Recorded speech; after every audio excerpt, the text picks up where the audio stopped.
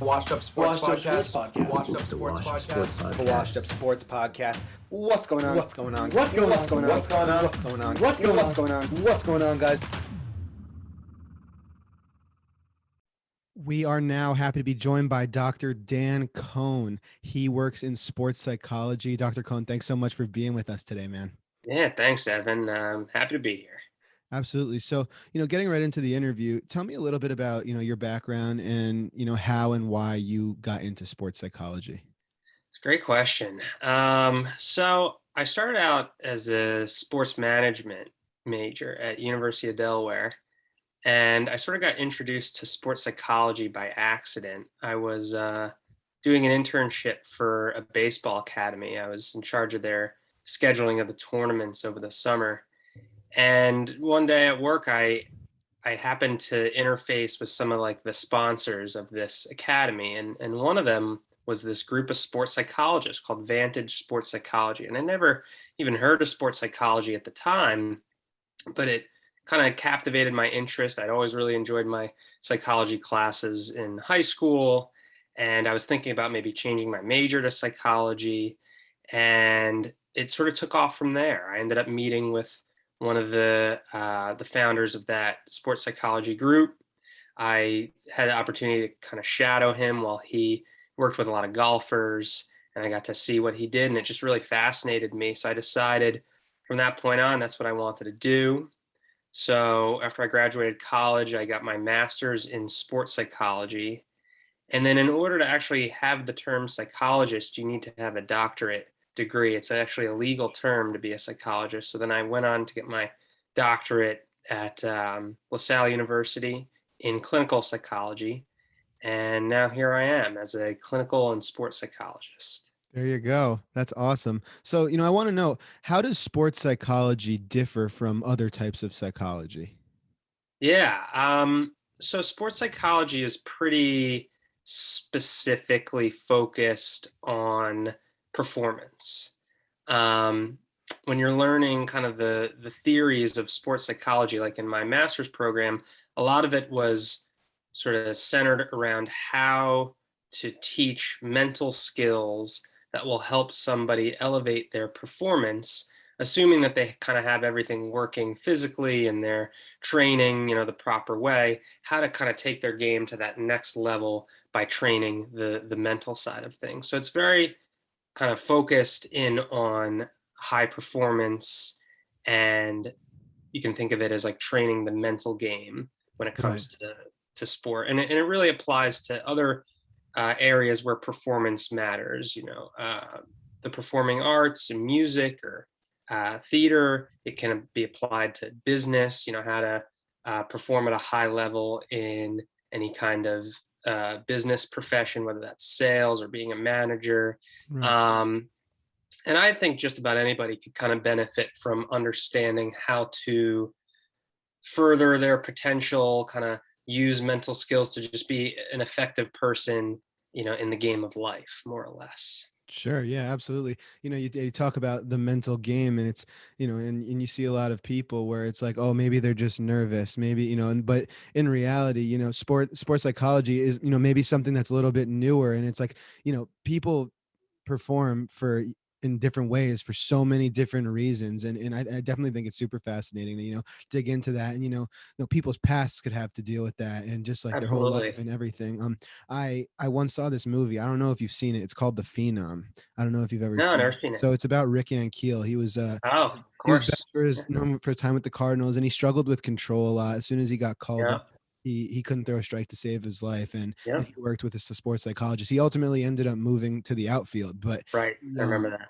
but have you ever seen that kind of thing where a guy, throwing, high 90s his whole life, hammering the strike zone, and then it's like once you get to that like level, there's something happens, I guess, and it's like you Yeah. can't even throw it, even close.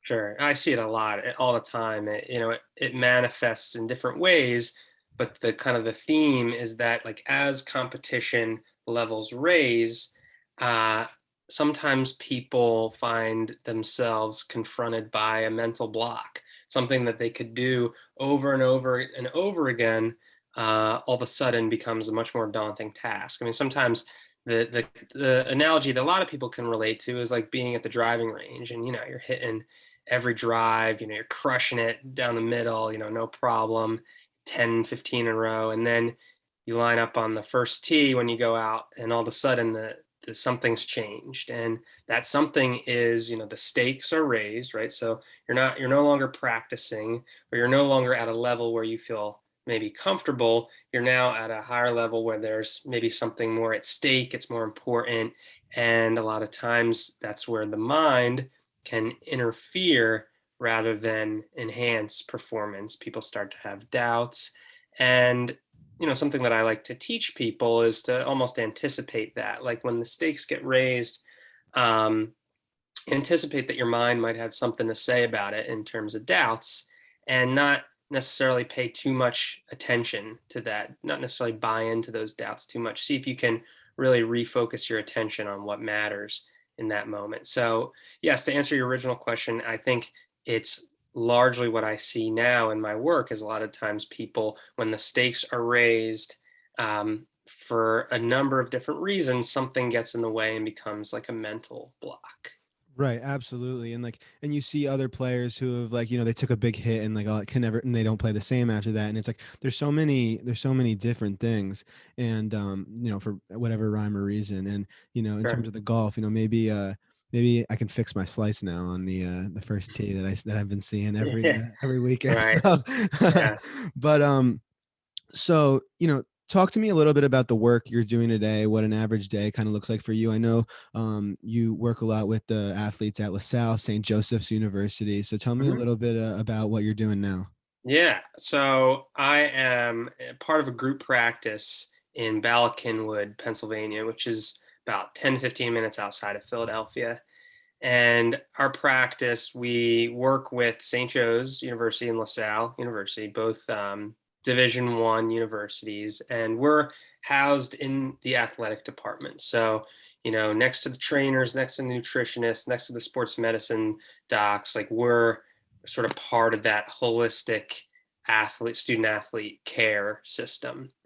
And so a couple days a week I'm at LaSalle, a couple days a week I'm at St. Joe's. And what a typical day looks like is I have anywhere from, say, 6 to 10 student athletes each day come in, and we have half-hour sessions.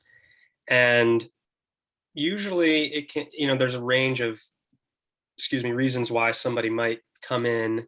Some things that I'm seeing commonly now are what I was talking about, like performance anxiety, like, hey, like when I get in the game, I'm in my head, I'm having a lot of doubts, I'm not playing as well, with, trying to figure that out and help people sort of change their mindset when it comes to performance. I'm seeing a lot of people talking about, being a student athlete's really hard. You have a very demanding schedule. It's very demanding on your time and on your energy. So someone might have a 6 a.m. practice, and then 2 classes, and then an afternoon practice, Right. and then study hall. And then when are they supposed to be a normal 19-year-old? Yeah. So there's time management and stress management and dealing with some days of like lack of motivation. So I really encourage, anybody that I'm working with just to feel free to talk about anything that is on their mind, anything that's going on. Because so I have the background in sports psychology. I also have the background in clinical psychology. So sometimes people are coming in and they have maybe a clinical anxiety disorder, Mhm. or they might be dealing with some level of depression, and it can show up in their sport. It can show up outside of sport, and either way, I'm trained to be able to work with basically any of those presenting concerns. Yeah, absolutely. Yeah, it's very interesting work. Kind of, just taking a step back from some of the stuff you said before, how like when the stakes are higher, sometimes people can get in their head, but then I'm wondering, you also see those people who are known as clutch players, who when Mm. the stakes are raised, they always Derek, let's use Derek Jeter as an example. It felt like whenever the game was on the line, he was going to come up with a big hit. Is that like in that realm as well? Oh yeah, I find that less often those people are seeking out sports psychology services, but there are a small percentage of people who are right on the cusp of that, and things are going pretty well. I'm playing pretty well. I kind of want to take that next step. I want to elevate my game to that next level, that kind of being clutch, being the person that the team can rely on in those high pressure situations. So I do see a number of those individuals who are kind of looking to get there. I would say those who are there probably aren't utilizing the sports psychology, or have already utilized sports psychology to help them get to that point. Right. And maybe that mental game is what they need to kind of, give them that boost. Yeah, and the thing I'll say about that, Damian Lillard had a great quote about why he feels as though he's able to step up in those, Dame time kind of situations, make those game-winning shots. And I'm paraphrasing his quote, but I remember he said something along the lines of, he's totally willing to accept the possibility that he could not succeed in that situation. And that willingness is something that I really believe in and try to teach the athletes that I work with. Like, for example, if somebody has in the back of their mind kind of like, I can't mess up in this situation, or it would look really bad if I messed up, so therefore they kind of don't allow themselves to mess up. By not allowing yourself to mess up, you also don't allow yourself to reach your full potential. You also don't allow yourself to succeed at that very high level. So Lillard, I think, put it really well, is like, he has to be totally willing to accept the possibility that, yeah, he could take that game-winning shot and he could miss. And he has to be able to accept that the disappointment that comes, or the frustration that might come after that happens, in order to be free enough to take that game-winning shot and hit it and have that kind of clutch factor associated with him. So that's one of the, when it comes to clutch, that's one of the keys that I like to hone in on. Right. And in terms of performance too, it's like, we're seeing it. You're a Philly guy. You're seeing it now with Simmons. It's like, you don't play up to the potential that everybody wants you to. And like, some people out there are legitimately going to be like, I hate you. And like things that are really hard, obviously really like hard for people, and you don't want people to hear. And it's just like, it's a whole thing, Yeah. Well, And yeah. So as a someone who follows the Philadelphia sports scene pretty closely, obviously that's probably the number one thing on the Philly sports fans' minds, along maybe with the Eagles' lack of success at this point in the year. Yeah, the Ben Simmons situation is certainly an interesting one. My comment would be that ideally, I think the fans and his teammates would like to see him, my perception anyway, I'm just saying this is purely, not affiliated with Ben Simmons in any way, I'm not saying this on anyone's behalf, this is my own opinion. I think the city and his teammates would appreciate him really being able to own that this is a struggle for him, and really kind of commit to working at it and adapting his game. And I would say that we haven't really seen that. I think he's been more focused on like, well, look, I play really good defense, and he does. He plays tremendous defense. But that, again, that unwillingness to acknowledge what could be a potential shortcoming, if you're not able to acknowledge it, you're not able to work on it. So kind of deflecting the responsibility. And I think those are some of the things that I imagine the city and the fans would, or and his teammates would appreciate if he was really willing to kind of own everything that was going on. Yeah, absolutely. And it's like, you heard Jason Kelsey was talking about accountability, and he was saying, with the Simmons situation, he's like, you hold yourself accountable and work hard, and this city will love you, because Philly, one of the most passionate fan bases and markets in in the world. So so I definitely took something out of that. So I was wondering, changing up the topic a little bit. So you're currently working with college athletes. Do you love working with college athletes? Would you ever, want to, change the demographic of people that you're working with, or how do you feel about that? Well, I love working with college athletes. And I also work, so I didn't mention, so the majority of what I do is the kind of the student athlete body work. I also am part of this private practice. So I see some youth athletes. I see, all the way up to amateur, professional. So I see kind of the full range. I really do enjoy working with college athletes. In particular because I think it's a time, just being in college, where you're doing a lot of kind of exploration of kind of who you want to be as a person, and being able to um, be a witness to somebody's experience of like growing into their authentic self is pretty cool. And if I can help in any regard, that's even cooler. That's rewarding. So Yeah. definitely rewarding. It's a fun time. It's a challenging time. As a college student, you have a lot of responsibilities. Now you also have a lot more independence and autonomy than you did when you were, in high school. So it's a lot to juggle. It can be a very fun time. So that's very rewarding for me to work with that population. I would say, down the road, I'm really open to working with all individuals who are, looking to work on their mental game, or who are maybe struggling with some aspect of their mental health and it's having an effect on their sport, like whether that person's 11 years old or 50 years old or somewhere in between, or older or younger. I mean, I'm really kind of open to working with anybody who would be a good fit for the kind of training that I have. That's awesome. I think that's really awesome.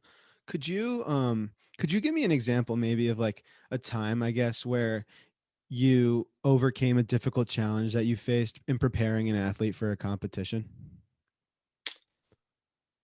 And that's Hmm. not, that's like a lot to, I feel like that's like a lot to lay on Yeah. you, but I was I mean, thinking of that. I was thinking of my questions and I was like, and I thought that was something that was really cool. And I was like, this might not be that easy to answer on the spot though. So if you yeah, need the to take a minute challenging. for that one.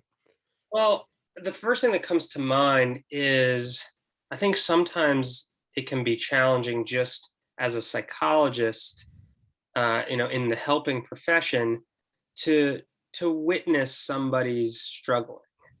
So I don't know if I have necessarily like a specific instance that comes to mind right away, but more generally speaking, the experience of somebody being really in the midst of like a slump or a struggling time in their life and having to deal with a setback. Like something that comes to mind recently is, working with an athlete who was kind of already having some struggles in their sport with their performance, and then they had a major injury. So it's like witnessing things like that, like setbacks that sometimes aren't within the person's control, that can have an effect on their mental well-being and their mood and their motivation, just to be able to experience that with somebody. And sometimes as a psychologist, we don't have the answers. Mm, And sometimes it's just about being with the person and acknowledging like, yeah, this is really tough. mhm. um, I can't magically make somebody's injury go away, no matter how many mental skills I teach them. So I would say a more general answer to your question is just one of the challenges is being able to just kind of sit with somebody while they're going through a struggle. And yet it's also one of the rewarding aspects too, because you can provide that support for that person, and if they really kind of build their trust and feel supported by you, that can ultimately have a positive effect down the road. So um Yeah. yeah, it's sort of a double-edged sword, I suppose. Totally. Yeah. I mean, we live in a world, I guess, where, as the time goes on, people are way more open about, the stigmas around mental health Sure. and, seeking out help and stuff like that. And, something that like people, that everyone's heard before is like, oh, well, I don't know if I'm comfortable going to, see someone that doesn't know me and tell them. And like, so have you ever found it like maybe difficult to like gain people's trust, like people like that? Or is it something where it's like, you know, I guess when you're in psychology, it's like you can only be helped if you're willing to get help. Um, Exactly. but so Yeah, that's a great point. And so this is kind of more my clinical psychology training rather than sport. However, it's really important, I think, with when I'm working with an athlete, that they kind of buy in that you could help them, as it is with anybody. So, in particular with an athlete, I think they like to understand or know that you kind of get what it means to be a competitor, to play sports. So like I played sports growing up. I'm a big sports fan. I think that sometimes helps with the buy-in and with the building of the trust. If someone's describing their sport, and I'm not having to ask, well, what does that mean? Can you explain that term? Like I'm familiar with, a lot of the sports terminology. And I think that helps with building trust and buy-in. And also, I think just going in and really being curious and just getting to know the person for who they are, not making any assumptions about them based on what I think I know. It's very much treating each person as an individual, giving them the space to share what they're comfortable sharing, and being patient. Some people take, after their fifth time or sixth time meeting, then that's when they feel comfortable opening up. And there's no pressure to share. It's like not like you have to tell me what's going on by Right. the third time that we meet. So I really try to work with the person, meet them where they're at, and I believe that helps build that trust in the relationship. And it is difficult to open up to somebody about any kind of struggle, particularly if you've had other experiences before where like it was discouraged to open up about struggles. And Yeah. in sports, that's kind of been the predominant culture for many years. I would say until recently, I think there's been more of a shift, more of an openness. I mean, I don't know if you saw Lane Johnson on the Eagles the other day came Right. out and said that he had been dealing with depression and anxiety and some family issues, and it really helped him, I think, just to open up about that, because I think he'd been holding it in for quite some time with, I gathered, like certain people in his family. So Yeah, nobody wants to be judged in the yeah. locker room and like anything like that. So it's Right. that whole idea, I guess, of like there's like a toxic masculinity thing in like professional sports and stuff like that. It's like, I guess that like bothers a lot of people, of course, which is totally reasonable. Yeah. So before I ask you our last question, Mhm. I do want to I was very excited to get you on for this interview and talk about this because our podcast, I felt like I should let you know, our podcast last summer we did a charity golf tournament that benefited the Men's Nice. Mental Health Association, Oh, the Mental Health Association, all of it, but awesome. as two men who run the podcast, we are big on that. So we did a golf tournament that benefited the Mental Health Association of New Jersey and like raised some money from them. So it was Fantastic. been very cool to have you on and talk Fantastic. about this stuff. So the last question though that we wanted to ask you was that we ask a lot of our guests is, going back in your life, what do you wish someone maybe told you about, the career that you're in, and what's maybe a piece of advice you would give someone who is aspiring to do, something similar to what you're doing?